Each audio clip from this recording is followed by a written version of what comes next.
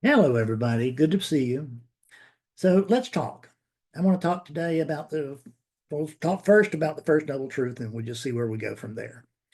But let's go back to the first noble truth, which was Buddha's first noble truth that arose to him in 2,600 years ago as he sat under the fabled Bodhi tree in India. And um, he just he just there was a grokking that took place. You could say they didn't have that word back then, but it's what it was, which is you get something, but you don't. It's not like you understand it. It's beyond understanding, but you nonetheless you get it, and we call it. Sometimes we call that grokking. We call it the understanding, which is something of a misnomer, but it sort of is an understanding. But the primary understanding is that I don't know a damn thing. That's what the first thing you notice is, oh my God, I don't know a damn thing. And the reason you suddenly know everything that you've been wanting to know, but you couldn't know, and you see all that, and but it nonetheless it's not clear.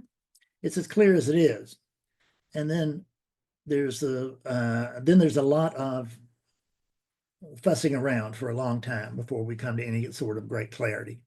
Any rate, the Buddha had come to clarity.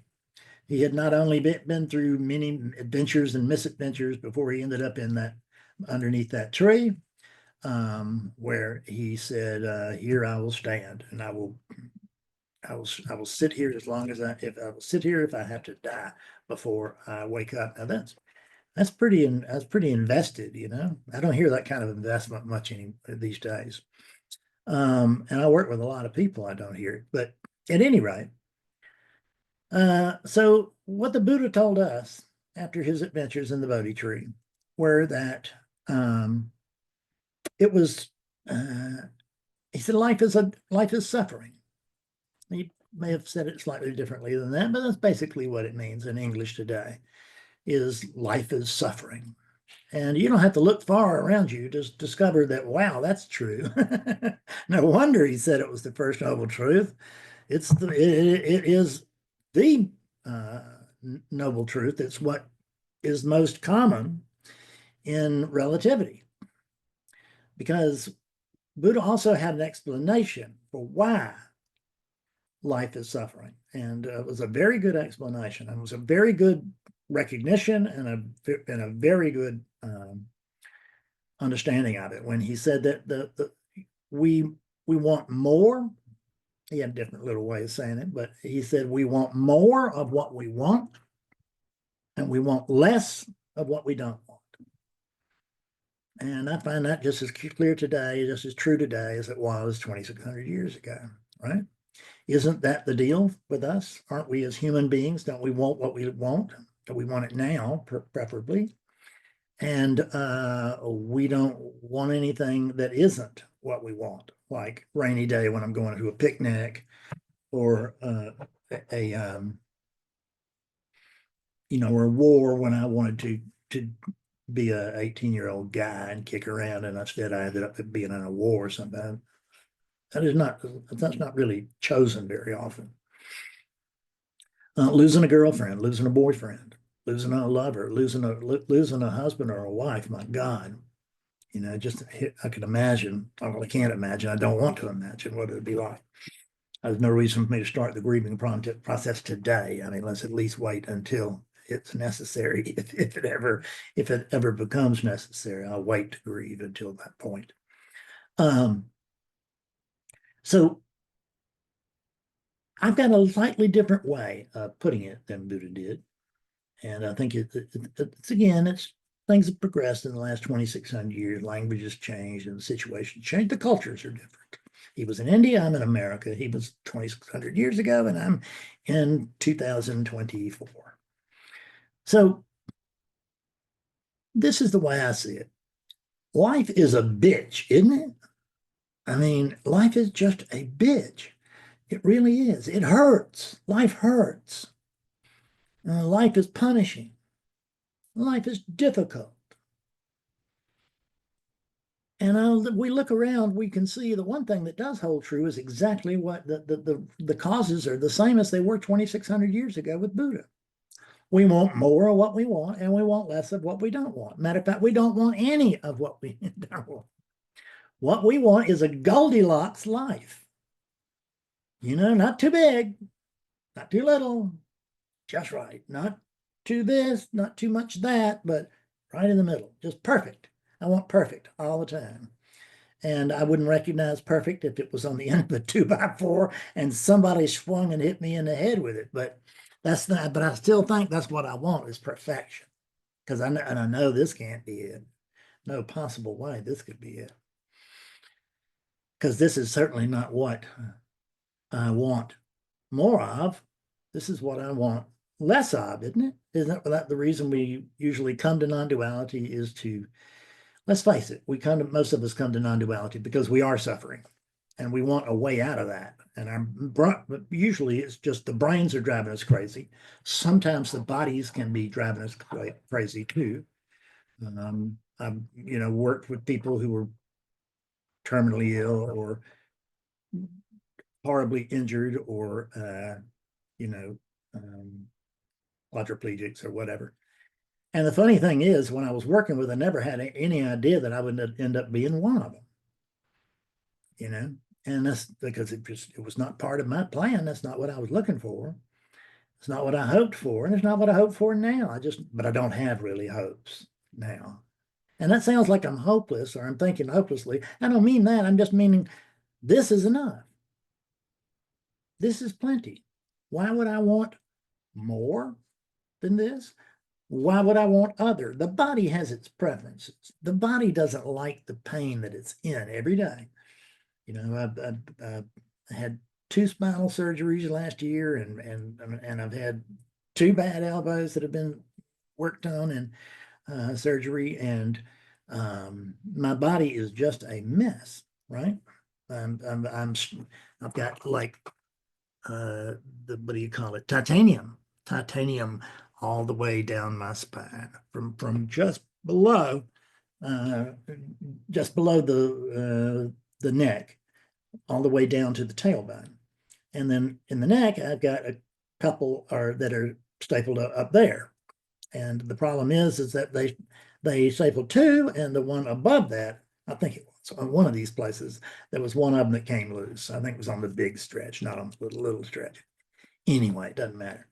So the next thing I knew, I began to live in a world of pain, and it was progressive. It wasn't horrible at first, and and it took it a while to get really horrible, but it really got very, very bad, and to where I would I could just look at Betsy and start crying. I mean, not emotionally, just out of pain, and and I guess frustration would kick into that too. So the body doesn't like this. I don't really have an opinion about it. I am awakeness.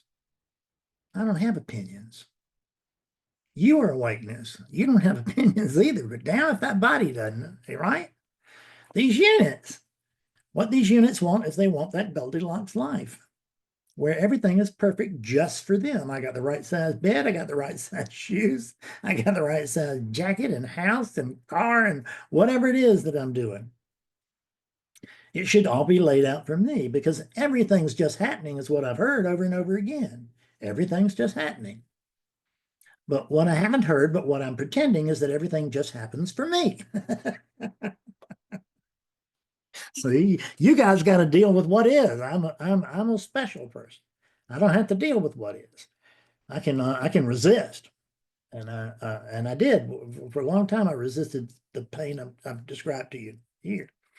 And I did resist it until I couldn't. I couldn't resist it any longer. I mean, I wasn't really resisting it anyway. Resisting it means that we're kind of holding it at bay or we're slowing it down. I wasn't holding anything at bay or slowing anything down. I was still getting clobbered with pain. I just didn't think I should be. See, and what that means is that I was trying to live in a world where this body was not ravaged by pain. But the trouble is that this body is living on a planet where it is ravaged by pain. So that disconnect therein lies the rub, as Shakespeare would say. Is that I'm trying to live one place and I actually live another. I want things to be one way when they're actually another. Is that I understand this is what is, but I don't like it. So what are you going to do? Can you change it? Well, no. What are you going to do? I'm going to resist it. What'll that get you? Well, I can go ahead and suffer. Well, as much as you resist, so will be the degree of your suffering. But it won't change it. So resisting something is not changing it. It's not like resisting something is like going out in the yard and hollering up, "Hey, God, I don't like this." Well, I mean, you think that's going to get you anything? I don't think. I've very nearly done it. And it got me nothing. So here I am now in the surrender crowd. That's the way I look at this. This is my roll under right later. I get around with this thing now anymore. I never had planned to do that, and I used 10 years ago. I could run 6 miles and lift weights and all that stuff, and as if it makes any difference. But you thought that was warding off this kind of thing, right? Staying healthy and I'm staying fit and I'm going to be just fine. Well, you let your spine start collapsing on you, and things are not going to be fine. But other things can happen too. Betsy had a not just a dislocated shoulder or whatever. I mean, it was God Almighty. That was a torn rotator cuff all the way through in two different places. Plus, she had some muscles moved. One of the key muscles was on top of her shoulder instead of like back down in here. She was in awful shape. She had to get surgery. She did. She got better, and it's fine. But she wasn't crazy about what happened in between the time she first began to notice that her shoulder was hurting until the time it hurt her so bad she realized she had to go to surgery, until the time until she went to surgery, got out, and recovered. Now she's very glad she had surgery, and I'm glad for her. But we didn't make plans to do this. We were in very good health. My doctor used to hold me up as the model of health. He did. For a man in his 60s, he said, "You are the champ." I mean, he said, "I'd like to take you and show you around as the model." Because I didn't smoke, I didn't drink. And I was, I exercised, and I didn't eat really well, but but I didn't eat too much. I wasn't fat. And all of that. And if you're hoping that's going to keep you, like if that's going to act as like a spell to keep things going right in your life, it won't. If you were going to if you're born to as Mark Twain used to say, like I can't drown because I was born to be hung. And that's about where I'm at. I can't drown because I was born to go through this. And so what can we do about this? I mean, isn't that the thing? I mean, it really doesn't take a couple of geniuses very long to know, like us, right? To notice that life is suffering, life sucks out loud, right? Get a lot of agreement on that on this planet. Not everybody will completely agree, but everybody will tip their hat to that. that it's not always great for the unit. So we want that Goldilocks life so that things are never too bad. They can be as good as they want to be without destabilizing the bottom line. In other words, we could be as happy as we wanted, and everything could be as perfect as we wanted, so long as it didn't disrupt this and us undergo more suffering, right? Spiritual growth is not what it's always cracked up to be. Because I know a lot of people who have undergone a lot of spiritual growth in a tremendous amount of pain, physical and mental. I mean, as a matter of fact, it's kind of hard to get here without some element of that. because you just won't care, you know. Why would you look for a solution if you didn't have a problem? And spiritual seekers are looking for a solution. They're looking for a solution to what? This. I need a solution to this. Why? Because I suffer.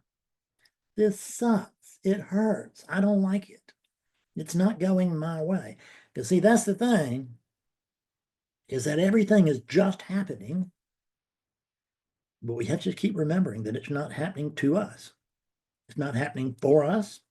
It's not happening against us. There is no us in the deepest level, the deepest level. I mean, there's a Fred in relativity, and he's talking to you, and you're talking to me. But on a deeper level, there's just oneness, which means it's oneness showing up in different forms, which is what oneness does. You know, it'd be kind of dull to be oneness and just show up as one big glob of goop. What would be the point of that? So oneness shows up as all these different things, all these different animals, all these different conditions, all these different kinds of people, you know, and all different tribes, different beliefs, all this stuff. And that's an adventure to grow up in differentiation, where I can see that I'm here and that clock's over there. You know when I'm going to grab that clock, I'm going to put it over here. You know why? Because every time I sit down here at this desk, I look over and I say, that clock needs a battery, and I never do anything with it. You have anything you've ever done like that? I will just put stuff off until I'm forced to do otherwise, because I didn't make a decision to get that clock. It just suddenly realized I had to do it. And I had to do it right now while I was on video making a fool out of myself. So excuse me, I'm having a giggly day over here. I don't know why. My mornings are really, well, this is not morning now, it's afternoon. That's why afternoons are a little better than early mornings, or late evenings. So what can we do about this life sucks thing? We've seen we can't resist it. So if we cannot resist it, if we can't stop it, if we can't hold it back, what if we can't do any of this, then we just gotta live with it, don't we?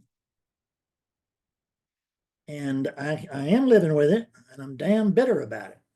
Good, you'll drive everybody away. I live with it, and I'm not bitter about it. Why would I be? It's not my pain, it's Fred's. It's the body's. When I say Fred, I'm talking about the unit. I am awakeness, I'm speaking of the unit. I am not just this unit. I am this unit, but I'm your unit too. And all the rest of them. It's just one, you know.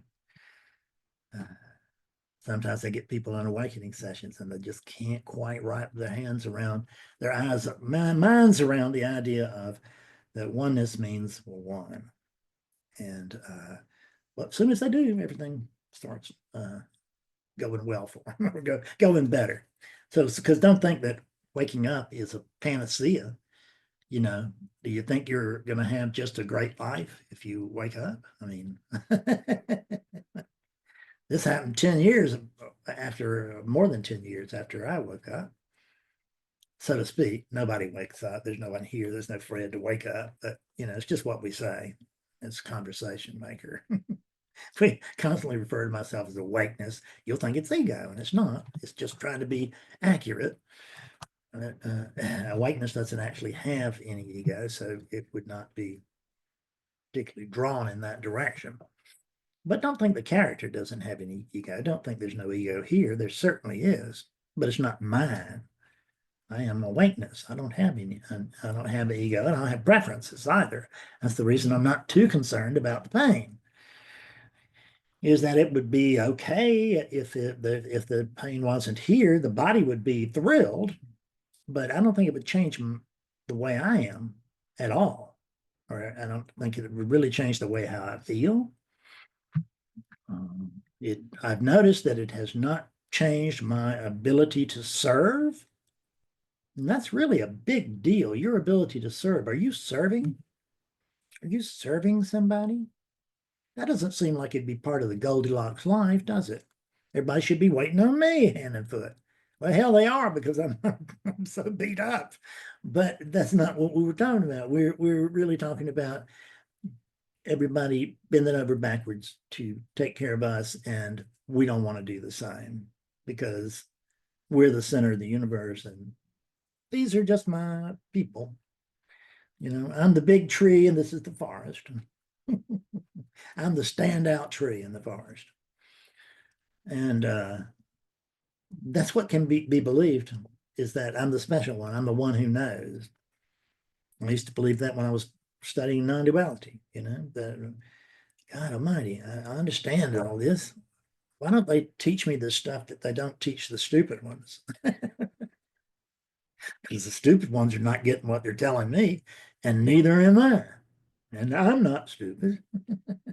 And I wasn't stupid. I was just blind as a bat because I could not open my mind, not my eyes, just couldn't open my mind wide enough to accept the truth, the unbelievably obvious truth of this. See, there's not a this and or a this plus. There's just this. And what is this? I have no idea. So if you come here to solve those kinds of problems, you're in trouble because I don't know. And if you want me to explain uh, all the technical details of enlightenment and awakening and clearing and all that stuff, you better hang around a lot because stuff will dribble out in my classes, or stuff will dribble out in satsang, or stuff will dribble out in meetings. But if you're not hanging around and really putting your best foot forward here, unless anybody can always be an unwitting victim of a miracle of God. That's what my sponsor used to say about me when I was in AA. He used to say, Fred, the truth is you have been the unwitting victim of a miracle of God. I was like, oh, really? Thanks. And thinking that was pretty good, not realizing that he was right. I was the unwilling victim. In other words, I didn't want to get sober. I just did. I wanted to keep drinking, but I couldn't. So I was forced to get sober. And in my mind, I was forced to try, at which point I would fail, and I always failed. So I didn't figure there'd be any difference from the last one. But see, there was, and that's the way that we get.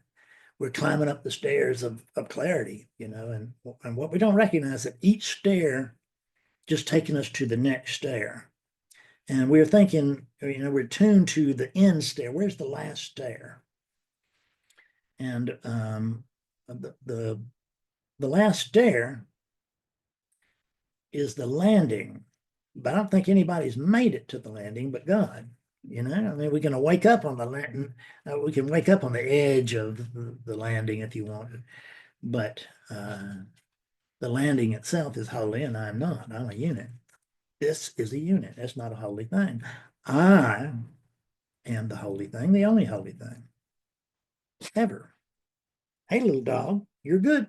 You're not as holy as me. He knows better than that. He knows he's holier than I am, and he is. He's my boss. So my suggestion is, what if you were to just start saying, you know what? This is not going to get any different. It's not going to get any better. It's like it wasn't until about 18 months ago, something like that, that I discovered that I was never going to get well. Man, that's a jolt. You're in a lot of pain, and you're can't walk right and you can't do hardly anything. Your hands are just, you can use them and all that, but you can't, but there's nothing deft about them. And you drop stuff a lot and all that kind of stuff. And and that's what I do. And you know what I found out? That's what this body does. No, no. I'm busy here. So, and we're going to see. He's going to win, but I'm going to try to put him off winning as long as I can. So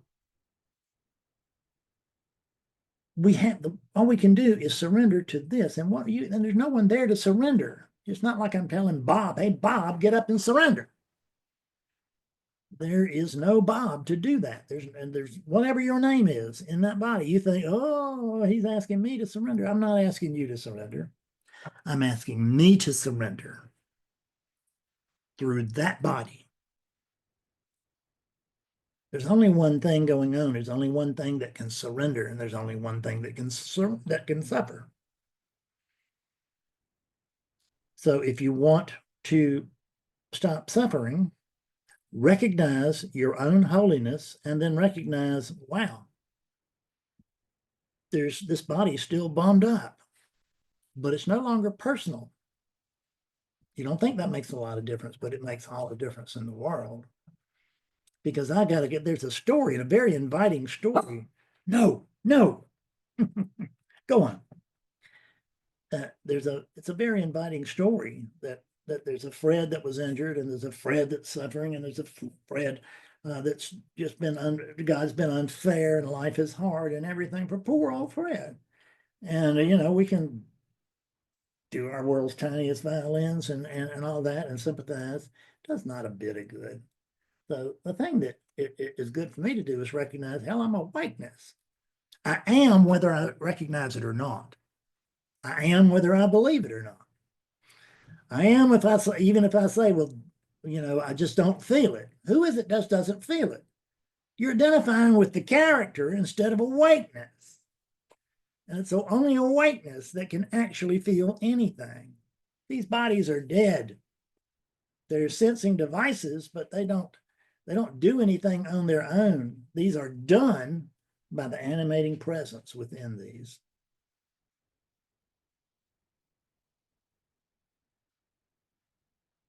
So the animating presence is okay with what is. It's okay with this. Not excited about it. Why should it be? It's just what is. But it's not suffering about it. It's actually okay with it. What you can find out is that okay is better than great. Okay is better than terrible.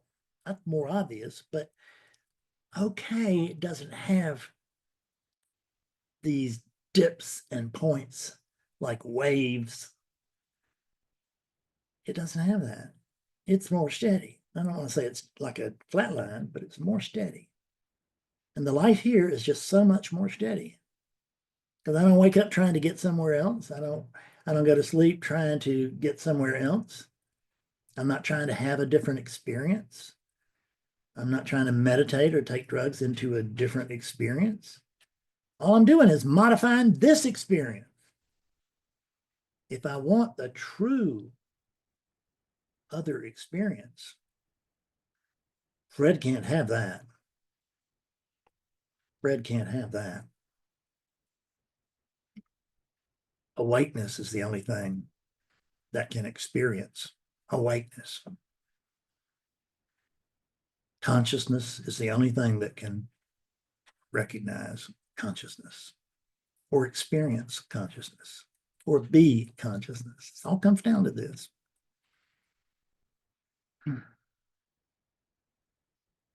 You know what they told St. Francis of Assisi, what he told his disciples when he was trying to help them wake up after he had, and he did. I mean, he did. I don't know how many he helped. Probably not. If his odds have always been very poor at this till now.